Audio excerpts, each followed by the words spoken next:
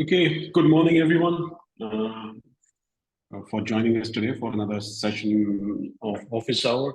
This is the eighth episode. I'm Niladri, and I have Akshita, my colleague, with me, coordinating this entire effort from each sending out emails to requests to registration and taking notes. Okay, so let's jump right into it. I was reading a study recently.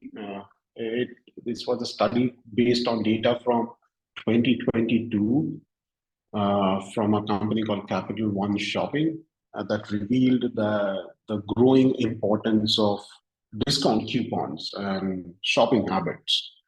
It mentioned close to around 177 million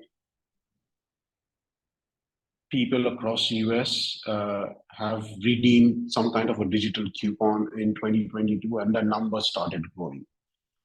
But as digital offers proliferated all different channels like social media, aggregator sites, shoppers are now facing a different challenge where they find a lot of fraudulent coupons.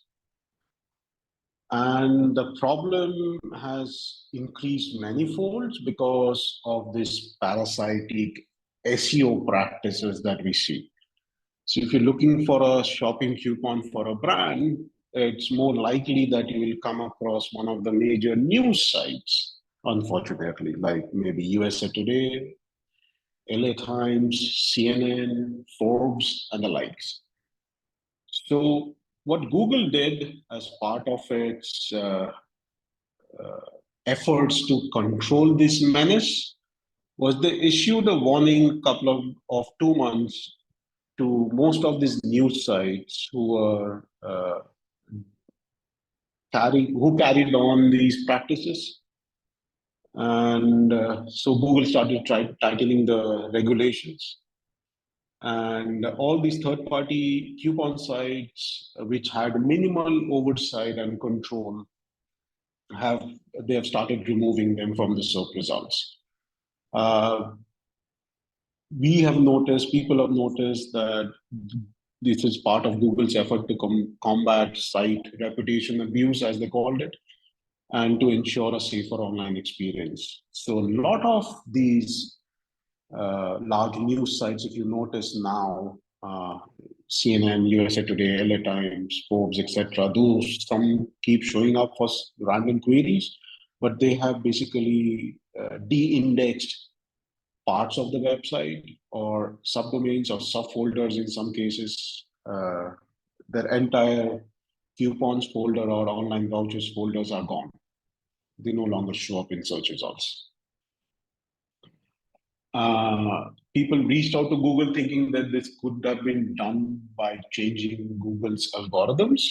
Apparently, Google responded back saying these were all manual penalties that these sites have been hit with. These were not algorithmically done. And they started doing this last Sunday, 5th. I know a lot of people, SEOs, a lot of SEOs that I know were waiting for this to happen. Some feared that their own sites might get hit. But the only sites that seem to have impacted from this update on Sunday was these major news sites who carried on with this couponing and parasitic SEO practices for money. Second update for the week. As we all know, SGE, that was on the anvil from Google, basically search generative experience from Google, or AI search.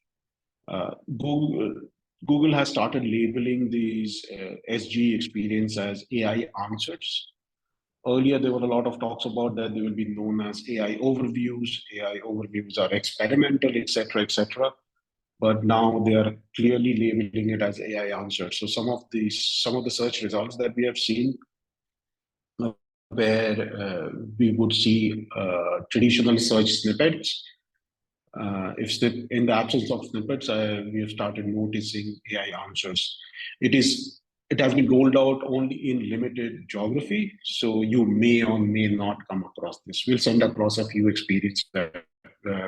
examples that we have gathered. Now, the other thing that I noticed is not sure if you can see my deck properly is for certain business queries. What I've started noticing is that the hours in Google Map results are being highlighted in green. For I search for lawyers and anything related to laws or attorney or personal injury lawyers or accident lawyers, etc. I've noticed this for certain segments only, but other segments they remain the same. Hours have a growing influence on search results, especially during peak hours or during the opening hours. I'm sure this some of these attorneys are not available 247, but as I said earlier, I will reiterate it just because uh, opening hours are a favorable ranking factor. Don't just go ahead and mark a business as open 24/7. You never know when Google will start penalizing such practices. So be on the safe side. If legally or if talking to a client and think it's a good idea to maybe keep their business open a couple of hours later than their competitors or open an hour or half an hour early than their competitors, and that gives you a business advantage, then do it, talk through them. Just do not randomly mark it as open 247 if they are not operating 24/7. So that's enough for industry updates. Let's move on to the tips of the week. So I've been talking to a lot of people. I'm talking to a lot of customers, talking to a bunch of agencies, talking to a lot of people on forums. And a lot of people keep asking the same question again and again. Apparently, Google came out recently saying that, oh, links are not that important. Uh, Whatever Google says, I'll take it with a pinch of salt. That's what 20 years of practice has taught me. If Google says links are not important, read between the lines and understand what they're trying to say. Okay. Links may not be as important as it used to be a few years ago, maybe 10 years ago or 5 years ago, but still an important ranking factor. Need to understand why links came into effect. Links, they will keep depending on links to determine relevancy of a piece of content or a website to a given query. So if you read between the lines, you will understand the links need to be relevant more than ever before. Earlier, you could go and get a high quality link from a non relevant. By relevancy, I mean if topical relevancy. If if your website is about marketing or anything related to marketing, then try and get links from a forum or a blog or a content that is about marketing. Okay, will start devaluing content that links out to non-irrelevant content. So the gain you get from building links from such content is going to be minimized. So there are a few practices that have been part of the industry for years. For example, we used to have something called article redistribution or article rewriting services that no longer work. I've seen a lot of people still wasting time doing press releases for links. They stopped working. Okay. If you're just randomly doing press releases and the content is not worthy of a link, then you're not going to get links. If do a press release only if you have something newsworthy or something unique. Okay, I know it's difficult to come across, but if it's something newsworthy and unique, then you can get local journalists to cover the news and pick up the news. Then you might maybe able to get a link from them or even get a unstructured citation. Mere mention of the business in the proper channel can do wonders for a local business or for any kind of business. Trying to build links from forums, uh, they stopped working. They never worked. Forum links, in my opinion, can work if it's a genuine forum and it's relevant to your business. A mere mention of your business could help, but just don't link out from them. Chances are moderators are anyway going to remove your link if you just drop links in every random forum. There will be certain threads and conversations that are relevant to your business. So mention that name and let people find out organically. Don't just add links everywhere. I was talking to my colleague today about this company who reached out to us for a link exchange. Not super relevant, but reciprocal links have been a practice for ages. You scratch my back, I scratch yours. You give me a link, I'll link back to you. Does it work? Maybe. In my opinion, not really. They might have been devalued because it's very easy to get, very easy to detect. Unless if it's a natural process. For example, you have a business partner and you're taking over you're indulging in some kind of a co-marketing effort. Say sign up, ties up with one of our agency partners, and we co-market a service or a product. Then it makes sense for us to naturally link to each other via post or content. And it's good. Okay, it's not going to be devalued or looked at. So Google is not going to have any suspicion about it. But if you're just unnaturally linking to each other and trying to build links and think that you're going to gain something out of it, not going to work. Links are worth it if it's relevant or if you can get traffic out of it. If you're just doing links to increase SEO value, as we say, then think hard. Okay, quality will still trump quantity. You cannot just build random links and get anything out of it and move the needle anymore. Those days are far gone. Secondly, video verifications. I was talking to Jane a couple of weeks ago about some issues that she was facing with video verification.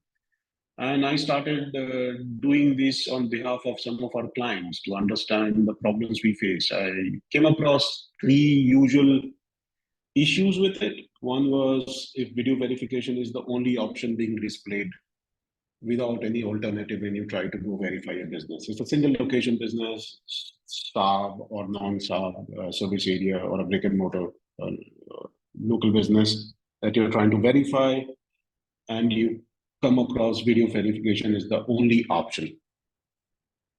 People keep asking, can I reach out to Google and ask them for an alternative? You can, but it's not going to help. If Google has determined that video verification is the only option for that location, you have to use that. There's no way out. Okay. There are times, there was one time I faced an issue while uploading the video where it mentioned no more ways to verify. So I got an error message. I just reached out to support and they gave us an alternative way to verify it.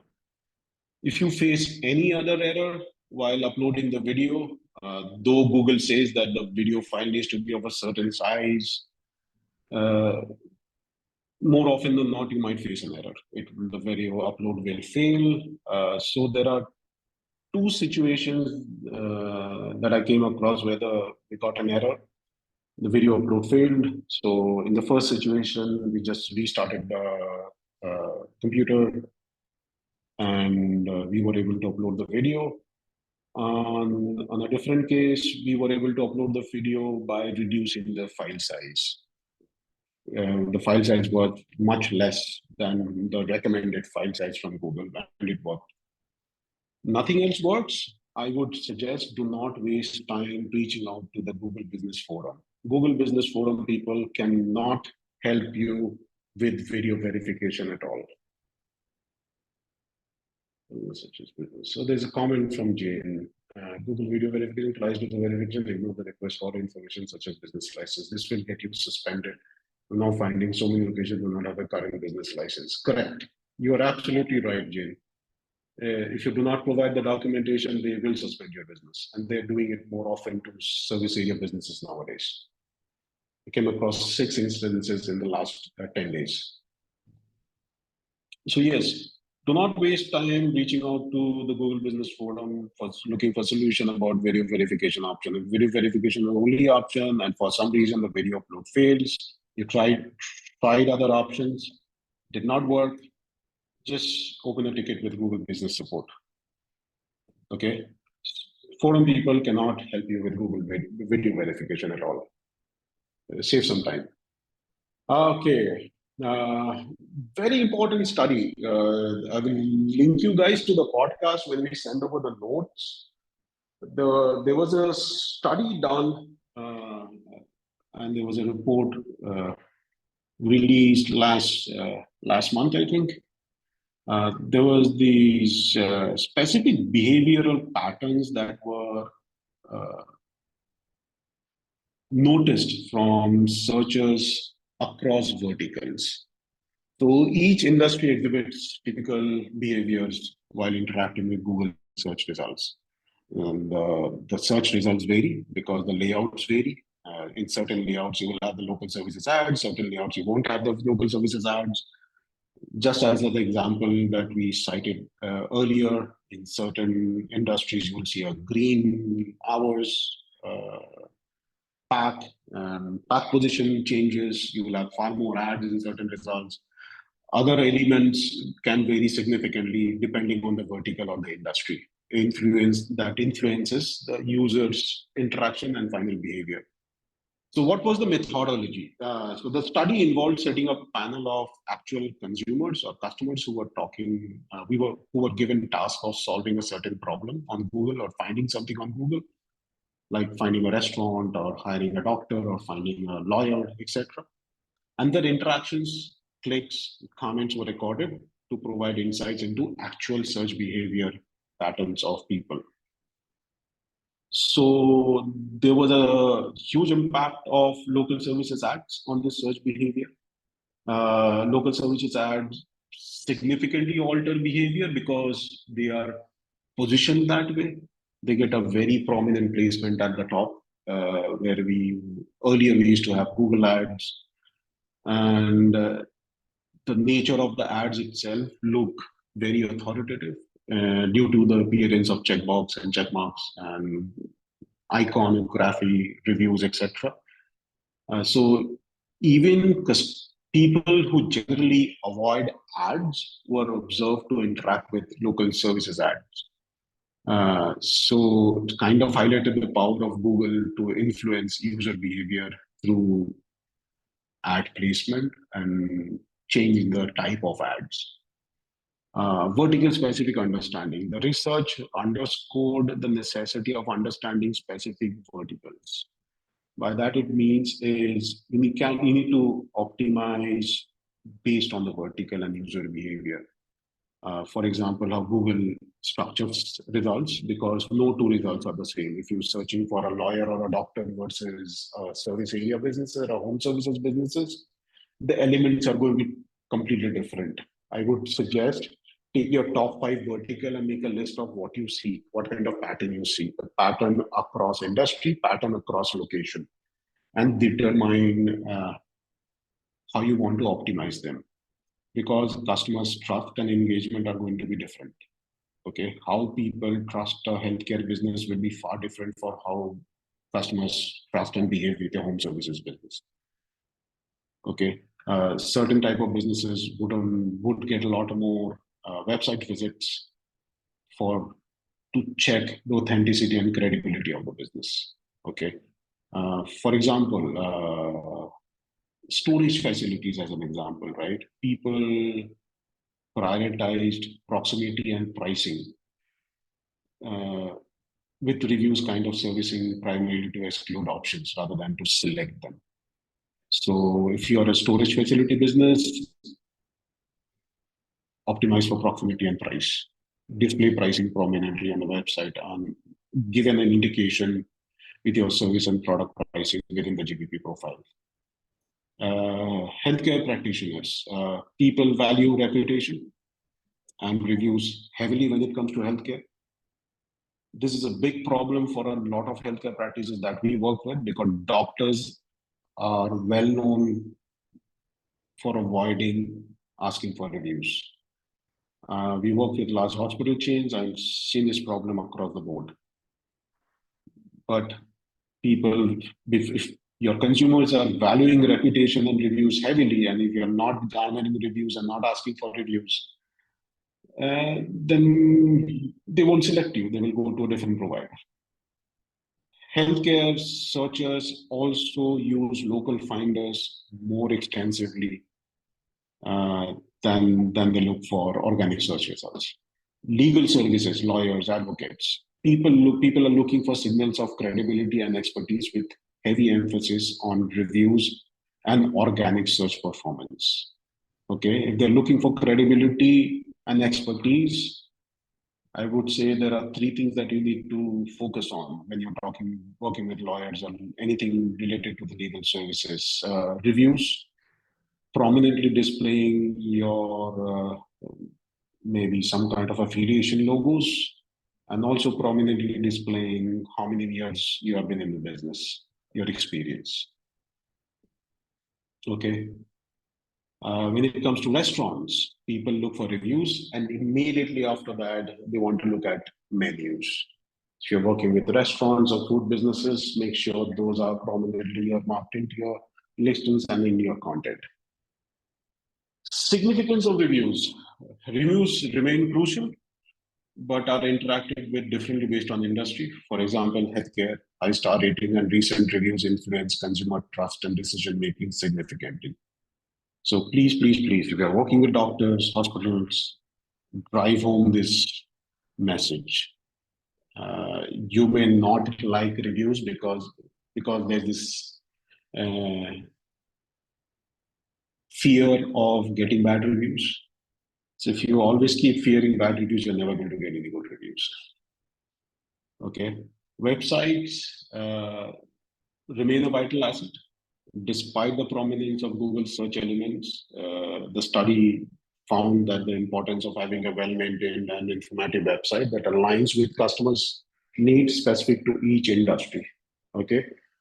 For example, as I mentioned, when it comes to legal services, credibility matters, experience matters, expertise matters. So with the primary landing page that you're linking from your Google profile, make sure those markers are prominently displayed. Okay, especially lead forms. People tend to ignore lead forms. I've come across websites even now where lead forms are really, really ugly or difficult to fill out or doesn't render well on mobile devices. Make sure you test for mobile. Make sure you have those credibility markers, expertise markers in and around the lead form or on the landing page that when they land on from your GBP profile. The study also found apparently about half the businesses that they spoke to who do not work with an agency such as yours or use a platform like SignUp, they don't even optimize the GBP profile as a credible marketing channel. That was a part of a different study, I believe.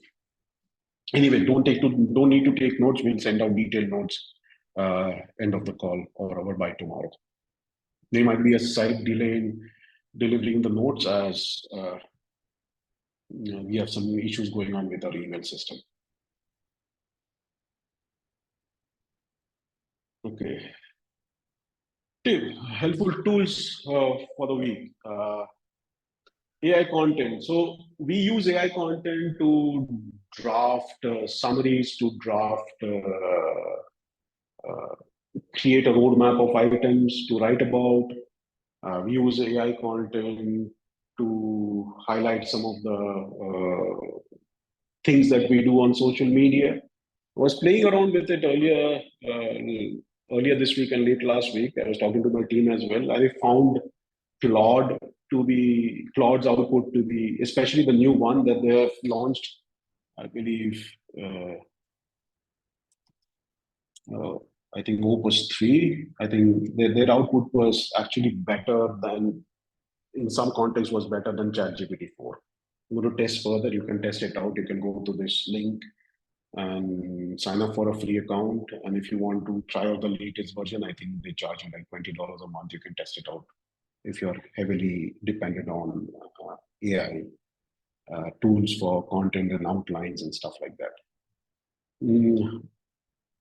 Remember, we have a functionality on sign up where you can actually add UTM parameters to your GBP profile so that you can view these on GA4 or your analytics tool. Now, I tend to use UTM parameters heavily. We try to use them in blogs or signature or newsletter, different parts of the website. So there's a neat little blog that basically emphasizes this and also shows you the different types of UTM parameters and how you can view them or see them and create reports in GA4. I'll link you to it. I found it really useful. Just go ahead and take a look at it. This guy does tremendous things with GA4, around analytics, especially. I still consider my a noob in analytics. I can't seem to wrap my head around Google Analytics 4, especially, though I'm getting better at it. So take a look at it if you are having difficulty like I do, finding stuff in Google Analytics, especially things around UTM parameters, then this is something that you will enjoy using. Anyway, as usual, no need to take notes. We will be sending over everything, including the recording, and you can find them on our website as well as on the YouTube channel within a couple of days. Okay, that's it from me. I'm open to questions if you have any. Thanks, Neil. If anyone has any questions, we can take them in the comments now. Okay. One question that I got, I think it's around the links that we spoke about in tips. So the question goes, for local businesses, does the importance of citations also correlate with links? So, two different purposes. At one time, citations were the links that you needed for local businesses. But citation to a large extent has been commoditized over the years. Okay.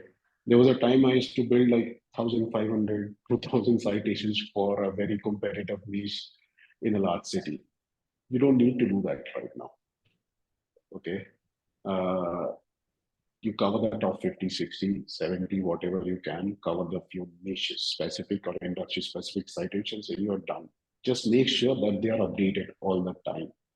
Make updates to it because every website or these directories or large directories, they like fresh content. So links have a very different purpose. Links will help you rank organically as well. So you cannot do either or anymore. Makes sense. Any follow-up questions or anything else you guys want to ask? I think we can wait for a couple of minutes more.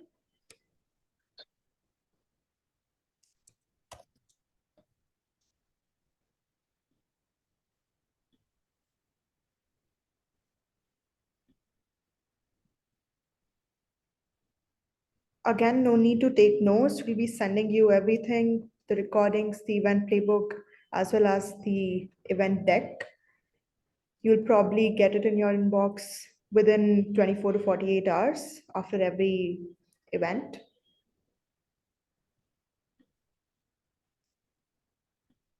Thanks, Shane. I think we can wrap up, Neil.